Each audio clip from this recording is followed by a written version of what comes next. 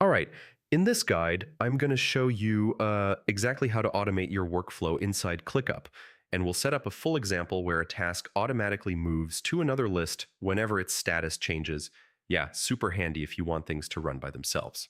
So, first, open ClickUp and sign in with your email. Once your workspace loads, head to the space or folder where you want the automation, anywhere you normally manage tasks.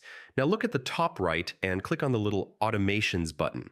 If you don't see it, just open the menu and choose Automations from there. ClickUp will show you a bunch of templates, but we're going to build one from scratch so you can see how it works. Click on Create Automation. Here you'll see two parts, the trigger and the action. The trigger is what starts the automation, and the action is what happens after. So for the trigger, choose When Status Changes, and then pick the status you want, maybe in progress or completed. This tells ClickUp, hey, whenever a task moves to the status, do something automatically. Now for the action, choose Move Task to List, then select the list where you want the task to go.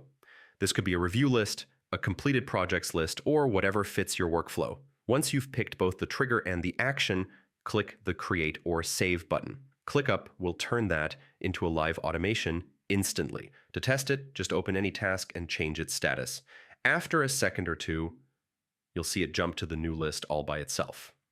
And yeah, that means your automation is working. You can repeat this process to create more advanced automations like assigning people automatically, sending alerts, updating priority, and a whole lot more. And that's basically it. You've just created a clean, simple automation that saves you time every single day. Thanks for watching, and do like and subscribe for more ClickUp tips.